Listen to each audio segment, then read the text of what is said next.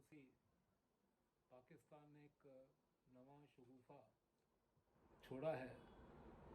पिछले 5-7 दिन से जो अंतर्राष्ट्रीय अपने सर्कल्स हैं वहाँ पर काफ़ी चर्चा का विषय बना हुआ है। ये भारत के संदर्भ में भी बहुत महत्व की बात है। अपने यहाँ पर भी काफ़ी चर्चा उसके ऊपर हुई। वो है पाकिस्तान का जो नेशनल सिक्योरिटी पॉलिसी डॉक्ट्रिन। अब ये हमारे लिए महत्व का इसके लिए है कि उसमें उन्होंने एक बात कही कि 100 साल तक भारत के साथ हम जो है वो युद्ध नहीं करने की बात करते हैं। अभी सुनने में और समझने में बहुत फ़र्क है, क्योंकि पाकिस्तान का शुरू से ही एक इस प्रकार से बर्ताव रहा है भारत के साथ में, जब से पाकिस्तान बना है 74 साल से, कि ये इसने हमेशा हमारे पीठ में छुरा घोंपा है। और ये जो नेशनल सिक्योरिटी पॉलिसी उन्होंने डिक्लेयर की है, ये विशेष रूप से हमें और पूरे विश्व को दिग्भ्रमित करने का उनका एक बड़ा प्रयास है। हमारे सिक्योरिटी एनालिस्ट जो हैं, हमारे से जो पॉलिसी मेकर्स हैं, हमारे जो जियो स्ट्रेटजी को समझने वाले लोग हैं, शासकीय भी और नॉन गवर्नमेंट ऑर्गेनाइजेशंस में भी, उनको भी ये समझने की बड़ी आवश्यकता है। मैंने कुछ पिछले दिनों में जो उसके ऊपर चर्चा हुई, तो जैसे उन्होंने कहा पाकिस्तान ने कि 100 साल तक भारत के साथ में युद्ध नहीं करना, तो कुछ लोग जो हैं, जो पहले भी इस प्रकार की बोगीज चलाया करते थे अमन की आशा की, वो बड़े उत्साहित दिख रहे हैं।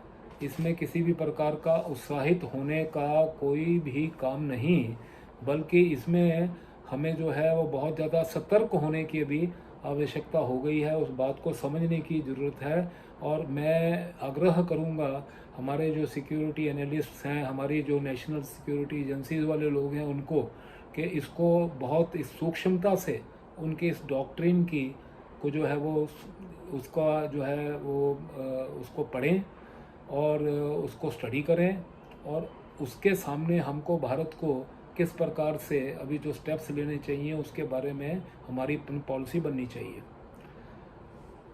ऐसा है कि पाकिस्तान ने इसको जो डॉक्यूमेंट है लगभग 100 पेज का, इसमें 50 पेज जो है क्लासिफाइड रखे हैं कि जिनका उसने जो पब्लिकली उसको पब्लिक डोमिनियन में नहीं लेकर आया। 50 पेज का डॉक्यूमेंट जो है वो आया है उनका पब्लिक डोमेन में। अब उसमें उन्होंने एक मुख्य बात एक कही कि हमारी जो पॉलिसी रहती थी वो रहती थी जियो स्ट्रेटजी की, अब हम उसको शिफ्ट करके जियो इकोनॉमिक्स पर लेकर आएंगे। ये बात को समझना चाहिए। जियो स्ट्रेटजी वो हमेशा से पाकिस्तान कहता रहा कि हमारी जो पाकिस्तान की जो जोग्राफिकल लोकेशन है वो इस प्रकार से है कि दुनिया हमें जो है अनदेखा नहीं कर सकती। और उसमें एक जो है वो टेसिट उनका हमेशा सा मैसेज रहता था कि हम आतंकवाद भी फैलाएंगे तो भी हमारा जो जियो स्ट्रेटेजिक हमारी जो लोकेशन है उसकी वजह से लोग हमको इग्नोर कर देंगे, और हम जो है वो न्यूक्लियर प्रोलिफरेशन भी करेंगे। उन्होंने सारी दुनिया में, लिबिया में, सीरिया में, ईरान में, नॉर्थ कोरिया में, जो उनका AQ खान था उसने एटॉमिक जो है वो ब्लूप्रिंट्स बेचे थे, तो भी दुनिया ने उसको उस वक़्त कुछ कहा नहीं, क्योंकि जो उस समय USA जो था वो पाकिस्तान का एक एली था। और पाकिस्तान इस बात को मानता था कि मेरी जो सिचुएशन इस प्रकार से है, मेरी जोग्राफिकल लोकेशन इस प्रकार से है कि मैं उसको लीवरेज हमेशा करता रहूँगा। आज पाकिस्तान को ये बात समझ आ गई है, क्योंकि जो वेस्टर्न इस वक्त जो ब्लॉक्स हैं, जो USA के साथ में नाटो है या पूरा यूरोप है, वो उनके सामने चाइना बहुत बड़ी एक आज समस्या है। चाइना को काउंटर करने के लिए उनको पाकिस्तान को उन्होंने अपना जो फेवरेबल उनकी जो लिस्ट थी उसमें से उन्होंने निकाल दिया है, क्योंकि एक प्रकार से पाकिस्तान जो है चाइना की डीप स्टेट है। चाइना को पूरा जो एक्सेस दे रहा है अरेबियन सी में वो पाकिस्तान दे रहा है सीपैक के रास्ते से। तो इसके लिए उन्होंने वो आउट ऑफ फेवर लिस्ट हो गया पाकिस्तान वेस्ट की। तो ये आज उनका जो पॉलिसी डॉक्यूमेंट है वो लगभग इस बात को इंगित करता है कि जियो स्ट्रेटजी के ऊपर जो पाकिस्तान हमेशा सोचा करता था कि कभी जैसे 9/11 की घटना हो गई और उस वक़्त जनरल मुशर्रफ ने उनकी जो वॉर ऑन टेररिज्म है यूएसए की, उसमें उसका साथ दे दिया। उससे पहले 1979 में जब सोवियत रशिया आकर के बैठ गया अफ़गानिस्तान में, 10 साल तक रहा, तो उस वक़्त इन्होंने मुजाहिदीन क्रिएट करके उधर उसको यूएसएसआर को निकालने का काम किया। जो यूएस का एजेंडा था वो पूरा किया उन्होंने। तो लगभग 1979 से लेकर हाल ही के कुछ दिनों तक पाकिस्तान अपनी इस भूमिका को, जो एक प्रकार की न्यूजेंस वैल्यू थी उसकी, उसको एनकैश करता रहा है, उसकी लीवरेज जो है वो बनाता रहा है।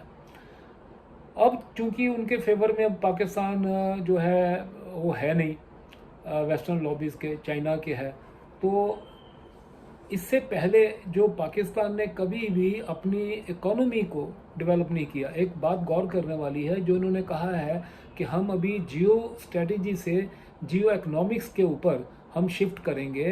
तो देखिए, जियो स्ट्रेटजी मैंने जैसे कम शब्दों में बता दिया कि वो लीवरेज करता था कि किस प्रकार से अफ़गानिस्तान में मुजाहिदीन भेजने हैं तो पाकिस्तान है, अगर उसके बाद में वहाँ पर 9/11 के बाद वार ऑन टेरर है तो वो पाकिस्तान उनके साथ में जो है वेस्ट के साथ जुड़ा। हालांकि पर्दे के आगे उनके साथ था, लेकिन पर्दे के पीछे तालिबान की ही पाकिस्तान मदद करता था। और दूसरी बात जो है, सेंट्रल एशियन जितने रिपब्लिक्स हैं, जिसमें कजाकिस्तान है, किर्गिस्तान है, ताजिकिस्तान है, तुर्कमेनिस्तान है, उज़्बेकिस्तान है, ये सारे सेंट्रल एशियन रिपब्लिक जो है ये लैंड लॉक है।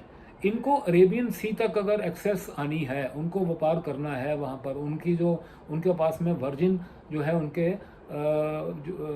भंडार हैं इसके हाइड्रोकार्बन्स के, वहाँ से अगर उनको निकालना है, उनको बेचना है, तो बीच में अफ़गानिस्तान आता है।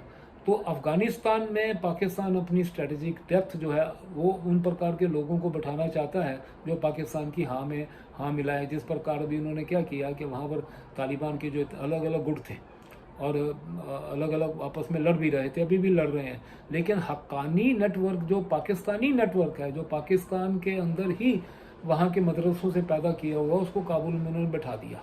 तो इस प्रकार से जो स्ट्रेटेजिक अपनी जो है एक्सप्लॉयटेशन दुनिया में करते थे, कर भी रहे हैं। लेकिन अब क्या हो गया कि उन्होंने जब इकोनॉमी अपनी के ऊपर ध्यान नहीं दिया, क्योंकि वो हमेशा से पहले यूएसएसआर को काउंटर करने के लिए उसका मुआवजा लिया करते थे यूएसए से, और बाद में उन्होंने यूएसएसआर को अफगानिस्तान से निकालने के लिए पैसे लिए, फिर वार ऑन टेरर के लिए। तो अपनी इंडिजिनस उनकी जो इकोनॉमी थी, उन्होंने कभी भी उसको डेवलप नहीं किया। $300 बिलियन के लगभग उनका जीडीपी है पाकिस्तान का। अब उनको ये ज़रूरत महसूस होनी शुरू हो गई, क्योंकि अब जो एड्स मिलती थी वो तो उनको मिलेंगी नहीं वहाँ से, यूएसए से या वेस्टर्न ब्लॉक से। और जो पैसा ये बार बार आईएमएफ के पास जाया करते थे, आईएमएफ ने भी अभी इतनी शर्तें इनके ऊपर लगा दी। उसके अलावा एफएटीएफ की ग्रे लिस्ट पर है, जिसकी वजह से इनको लोन्स नहीं मिल रहे इंटरनेशनल मार्केट में। तो पैसा जो है, जो ये लोन्स के ऊपर, एड के ऊपर डिपेंड करता था पाकिस्तान, वो अभी मुमकिन नहीं है। अच्छा, अब ये चला गया है चाइना के ब्लॉक में। चाइना की एक फिलॉसफी, एक डॉक्ट्रिन बड़ा क्लियर है कि चाइना बिजनेस करता है, चाइना एड नहीं देता। चाइना ने पाकिस्तान को सीपैक के ऊपर $60 बिलियन का जो उनका खर्चा आ रहा है, जो चाइना की सिनकियांग प्रोविंस से होकर के, खुंदेरा पास से होकर के जो आता है ग्वादर बंदरगाह तक, ये पूरा CPEC China Pakistan economic corridor, ये जो है इस पे $60 बिलियन और $10 बिलियन का खर्चा और आएगा। ये चाइना ने इन्वेस्ट किया वहाँ पर, चाइना ने एड नहीं दी। चाइना अगर उनको थोड़ी बहुत एड देता है तो वो उनको स्ट्रेटेजिक, उनकी जो वेपनाइजेशन है, अभी जैसे को उन्होंने फ्रिगेट दे दी पाकिस्तान को तुगरील करके, उसमें 2 और आने वाली हैं, उसमें कुछ कंसेशनल रेट दे देता है, इतना वो करता है, लेकिन एड नहीं देगा। अच्छा, ऐसी स्थिति में तो एड तो पाकिस्तान को मिलनी दुनिया से बंद हो गई। तो इसके लिए उन्होंने अपना जो डॉक्ट्रिन है जियो स्ट्रेटेजिक से लेकर जियो इकोनॉमिक्स के ऊपर वो लेकर आए हैं। इसमें उन्होंने एक चीज़ महसूस की है पाकिस्तान ने, कि सेंट्रल एशिया से अगर व्यापार उनको यहाँ पर करवाना है तो पहले तो अफ़गानिस्तान में उनकी जो पिट्ठू हुकूमत है वो होनी चाहिए। दूसरा, उनको भारत के साथ में अभी एक चीज़ ये समझ में आ गई कि सेंट्रल एशियन जो वहाँ से हाइड्रोकार्बन रिसोर्सेज आएंगे, गैस आएगी या पेट्रोलियम आएगा, उसका पूरे इलाके में सबसे बड़ा खरीदार भारत होने वाला है। तो एक पाइपलाइन पहले भी जो है वो एक इसमें समझौता हुआ था, उसको तापी कहते थे, TAPI, Turkmenistan, Afghanistan, Pakistan, India pipeline. तो वहाँ से गैस की हमारे यहाँ पर आने वाली थी। हमें भारत को उसका आर्थिक लाभ बहुत है, उसमें किसी प्रकार की कोई डाउट नहीं है। इसी प्रकार से एक इंडो ईरान पाइपलाइन आने वाली थी, जो ईरान से पाइपलाइन होनी थी पेट्रोलियम की, पाकिस्तान के रास्ते होकर के भारत में आनी थी। लेकिन ये दोनों जो हैं ये इनका इसका क्रियान्वयन नहीं हो पाया, और मेरे ख्याल से होना भी नहीं चाहिए। उसका कारण बड़ा स्पष्ट है, क्योंकि आज पाकिस्तान को पैसे की जरूरत है। वो वहाँ से पाइपलाइन गुजारने का अपना जो भी राहदारी है वो लेगा, लेकिन उसकी एक इतनी बड़ी लीवरेज बन जाती है पाकिस्तान की। जिस प्रकार से उसका पाकिस्तान का व्यवहार रहा है पिछले 70-72 सालों में, पीठ पे छुरा घूमता रहा है। ऑपरेशन जिब्राल्टर किया उसने, तो उसके बाद में कारगिल में जब हम फरवरी 99 में वाजपेयी जी गए थे वहाँ पर शांति संदेश लेकर के, और हमारा वहाँ पर समझौते भी हुए, लेकिन उस समय पाकिस्तान कारगिल में अपने घुसपैठिया डाल रहा था। तो पाकिस्तान जो विश्वसनीय नहीं है, क्रेडिबल नहीं है, पाकिस्तान के ऊपर विश्वास नहीं किया जा सकता। ऐसी स्थिति में तापी की जो तुर्कमेनिस्तान से गैस पाइपलाइन भी भारत में अगर आएगी तो वो इतना बड़ा स्ट्रेटेजिक ब्लंडर होगा। इसी प्रकार से ईरान से भी यदि हम पाकिस्तान के रास्ते से यहाँ पर अपना पाइपलाइन लेके आते हैं, इतना बड़ा स्ट्रेटेजिक ब्लंडर वो भी होगा, क्योंकि हमारे जो संयंत्र इस वहाँ से जो गैस आएगी उसके ऊपर निर्भर हो जाएंगे, और पाकिस्तान फिर हमें ब्लैकमेलिंग करेगा। एक उदाहरण है, जैसे 26/11 का घटना हुई, 26/11 जैसी घटना भी आप देखो पिछले 20-25 साल से हर अंतराल के ऊपर कुछ न कुछ आतंकी घटना भारत के ऊपर पाकिस्तान करता रहा है। पार्लियामेंट के ऊपर अटैक हुआ, या अक्षरधाम मंदिर के ऊपर पाकिस्तानी आतंकवादियों ने अटैक किया, या उसके बाद में 26/11 की घटना हुई, उरी के ऊपर जो उन्होंने हमला किया पाकिस्तानी आतंकवादियों ने। पुलवामा में हमारे जो है कितने 46 हमारे CRPF के पर्सोनल जो है उनको वीरगति प्राप्त हुई, पाकिस्तान के आतंकवादियों ने वहाँ पर उनके ऊपर जो है वो हमला किया। तो इस प्रकार की बातें पाकिस्तान करता है, उनके स्वभाव में है और उनके कंट्रोल में भी नहीं है ये बात जो है, क्योंकि उन्होंने वहाँ पर जो 40-45 हज़ार मदरसे बना रखे हैं, वो मदरसों में कोई साइंटिस्ट, डॉक्टर या रॉकेट साइंटिस्ट पैदा होने वाले नहीं है। उनमें से जिहादी पैदा होते हैं, और वो जिहादी जो हैं वो उनको वो नॉन स्टेट एक्टर कहते हैं। सवाल ये है, वो नॉन स्टेट एक्टर एक बार जब बन जाता है तो बेलगाम है। लेकिन आज पाकिस्तान को तो जो वहां का उद्गम स्थल है उसके ऊपर ही उनको कंट्रोल करना चाहिए। वो कंट्रोल पाकिस्तान कर ही नहीं रहा, क्योंकि जो वहां के अवाम के अंदर जो जिहाद भरा हुआ है वो समय समय के ऊपर परिलक्षित होता रहता है। अब अभी हाल ही की घटना है कि श्रीलंका का एक जो एग्जेक्टिव थे वो सियालकोट में काम कर रहा था काफी समय से, प्रसन्था कुमार। अब वो प्रसन्था कुमार को बेचारे को 500 लोगों ने आकर के वहां पर लिंच कर दिया। पहले मार मार कर उसकी लाश को जला दी कि उसके ऊपर इल्जाम था कि ब्लास्फेमी किया, किसने रसूल का जो है वो उसने जो है इंसल्ट की है। अब प्रश्न ये पैदा हो जाता है कि इतनी घटनाएं जो लोगों की लेवल पर होती हैं उसमें आर्मी ने नहीं किया, वो तो उनके लोगों ने वहां पर किया। तो इससे बात से इंगित ये बार बार हम ये कहते हैं कि भाई पाकिस्तान की आर्मी जो है वही एंटी इंडिया है, या वही जिहादित माइंडसेट की, या वहाँ के लोग जो हैं वो ऐसे नहीं है। तो लेकिन ये जितनी भी घटनाएं, लिंचिंग की घटना आर्मी वाले करने थोड़े गए थे, वो तो आम आदमी था उनका जो सड़क का खड़ा है उसने मारा ना उनको।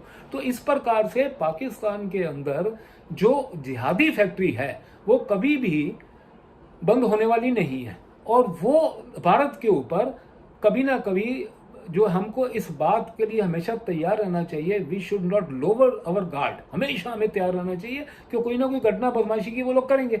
ऐसी स्थिति में जब भारत के ऊपर किसी प्रकार की आतंकी वारदात वो करते हैं, और भारत जिस आज उरी पे हुआ तो हमने सर्जिकल स्ट्राइक कर दी, जब यहाँ पर पुलवामा में हमारे उन्होंने सीआरपीएफ के जो सैनिक थे उनको शहीद किया, तो हमने घर में घुस के बालाकोट के ऊपर उनका जो अटैक कर दिया। तो ऐसी स्थिति में भारत ने जो बार थी ना उसको अप कर दिया है। अब उस वैसे कल को कोई इस दुर्भाग्यपूर्ण घटना हो जाती है और भारत उसका प्रत्युत्तर देगा, ऐसी स्थिति में क्या होगा कि हमारे जो इकोनॉमिक रिलेशन उसके साथ में बने हैं और जो हमारे संयंत्र उस गैस के ऊपर निर्भर चल रहे हैं, जो गैस पाकिस्तान के रास्ते से हमें मिलती है, पाकिस्तान तुरंत जो है उस गैस का जो सप्लाई काट देगा वहां से। तो इसके लिए स्ट्रेटेजिकली जो है हमें बिल्कुल भी पाकिस्तान के ऊपर यकीन नहीं करना है किसी भी प्रकार से उनको, क्योंकि उनके पास में आज पाकिस्तान के पास में एक दूसरा कोई विकल्प नहीं है। उनको अपनी इकोनॉमी को सुधारना ही पड़ेगा। वो बैंकरप्ट लगभग होने जा रहे हैं, एफएटीएफ की ग्रे लिस्ट के ऊपर हैं, आईएमएफ उनको लोन देने को तैयार नहीं है, और जितना लोन उनको अगर मिलेगा भी वो लोन पुराना लिया हुआ लोन और उनका जो ब्याज है उसकी किस्तों में निकल जाएगा। और जो सर्वाइवल किट पाकिस्तान ने बना रखी है, कभी सऊदी अरेबिया से जाके $2-3 बिलियन का लोन ले आता है, कभी टेम्परेरी लोन इनको चाइना दे देता है, यूएई दे देता है, ये जो है ये टेम्परेरी उनके जो है ये सारे के सारे मैकेनिज्म है, ये लंबा चलने वाला नहीं है। तो इसके लिए हमको मुगालते में रखने के लिए, हमको गलतफहमी में रखने के लिए और दुनिया के बाकी के देशों को ये बताने के लिए कि हम अभी इकोनॉमी के ऊपर ध्यान देने वाले हैं ताकि उनको लोन मिल सके, सरल शब्दों में संक्षेप में ये जो नेशनल सिक्योरिटी पॉलिसी है ये वही है। और किसी भी प्रकार से हमको गलतफहमी में नहीं रहना चाहिए कि पाकिस्तान सुधर गया है। और एक और बात जो है, अभी ये बात ध्यान देने योग्य है कि पाकिस्तान के नेशनल सिक्योरिटी एडवाइजर जिन्होंने ये पूरी जो करता धरता है जो ये नेशनल सिक्योरिटी पॉलिसी के, मोईद यूसुफ, उन्होंने अल जजीरा को इंटरव्यू जब दिया उसमें स्पष्ट शब्दों में कहा है कि भारत पाकिस्तान रिलेशन में जो सेंटर पीस है वो कश्मीर ही रहने वाला है। तो जब कश्मीर के ऊपर उनका स्टांस बदला नहीं, जम्मू कश्मीर का पूरा क्षेत्र जो है भारत का अविभाज्य अभिन्न अंग है, ये मानने को पाकिस्तान तैयार नहीं है, तो किस प्रकार से फिर 100 साल की जो युद्ध की बात करते हैं नहीं करेंगे, तो कौन से आधार के ऊपर वो कर रहे हैं। और दूसरी बात, पाकिस्तान ऑक्युपाइड जम्मू कश्मीर जो मीरपुर, मुजफ्फराबाद, गिलगित, हुंजा पाकिस्तान हमारा इन्होंने इलीगली ऑक्युपाई करके रखा है, वो देने की बात कभी होगी। अगर हमने वो लेने का प्रयास किया तो फिर युद्ध उसकी कैसे को पाकिस्तान तश्तर में रखकर तो हमको देने वाला नहीं है, तो वो तो हमको तो वापस लेना है क्योंकि हमारी जगह है। हमारे पार्लियामेंट में रेजोल्यूशन हमने पास कर चुके हैं उसमें कि वो हमारा जो है, और हमने 26 सीट आज भी जो पाकिस्तान ऑक्युपाइड जम्मू कश्मीर की जो 26 असेंबली सीट है आज भी हम जम्मू कश्मीर में खाली रखते हैं तो वो उसके बारे में पाकिस्तान कोई बात नहीं कर रहा। तो कुल मिला करके ये सारा जो तामझाम, ये सारा जो नाटक पाकिस्तान ने खड़ा किया है नेशनल सिक्योरिटी पॉलिसी का, इसमें हमको किसी प्रकार से दिग्भ्रमित नहीं होना चाहिए। उल्टा मैं तो ये मानता हूं कि पाकिस्तान, क्योंकि एक उसने जैसे एक न्यूक्लियर स्टेट है और हर बात के ऊपर हमें न्यूक्लियर धमकी देता रहता है, तो पाकिस्तान को इकोनॉमिकली ही जो है वो कमजोर किया जा सकता है। और आने वाले समय में हमें पाकिस्तान के साथ में हमेशा पूरी दुनिया को ये बात हमारे डिप्लोमेटिक चैनल्स के थ्रू पहुंचानी चाहिए कि ये देश जो है ये एक जिहादी प्रवृत्ति का देश है। इसकी इंस्टीट्यूशंस ही जिहादी नहीं है। यहाँ पर इन्होंने पिछले 74 साल से अपनी शिक्षा के माध्यम से, अपने मदरसों के माध्यम से जो आम नागरिक है उसके दिमाग में इतना जहर घोल के रखा है कि वहाँ वो किसी भी प्रकार से दुनिया में जहाँ भी टेररिज्म होगा पाकिस्तान का हाथ होगा। तो इस प्रकार से इकोनॉमिकली पाकिस्तान अब जब वीक हो रहा है और आने वाले समय में बैंकरप्ट हो जाएगा, तो हमको जो शिकंजा है उसको ढीला नहीं होने देना। हमको किसी भी प्रकार से पाकिस्तान के साथ में उनके माध्यम से कोई व्यापार की बात नहीं करनी। जब हम अफगानिस्तान में यहाँ से गेहूं भेजने की बात करते हैं, वो बेचारे वहां पर भूखे मर रहे थे, हमारा दोस्त देश है, वो हमारे लिए बहुत मित्रतापूर्ण उनके मन में सद्भावना है, वहां भेजने की बात करते हैं तो पाकिस्तान के रास्ते से वो जाने नहीं देते, हमको ईरान के रास्ते से भेजना पड़ता है, तो फिर किस बात का व्यापार। तो इस बात के लिए मैंने जितनी चर्चाएं इस वक्त मीडिया में देखी, उनमें से वापस मैंने देखा जो पहले कैंडल मार्च करके जाते थे वहां पर बॉर्डर के ऊपर, इस प्रकार की लॉबीज वापस तैयार हो रही हैं। इनको मेरा मैसेज है कि आप भाषण दीजिए, आप चर्चा कीजिए, पैनल पे आके कुछ भी करिए, मगर पाकिस्तान के ऊपर विश्वास जो है हमारी भारत की जनता को, हमारे सिक्योरिटी एक्सपर्ट्स को, हमारे स्ट्रेटेजिस्ट एनालिस्ट को, हमारी नेशनल सिक्योरिटी एजेंसीज को, हमारी आर्मी को, हमारी लॉ इन्फोर्समेंट एजेंसीज को कभी पाकिस्तान पे विश्वास नहीं करना चाहिए। इसके साथ ही मेरा आज का उद्बोधन मैं समाप्त करता हूं। धन्यवाद।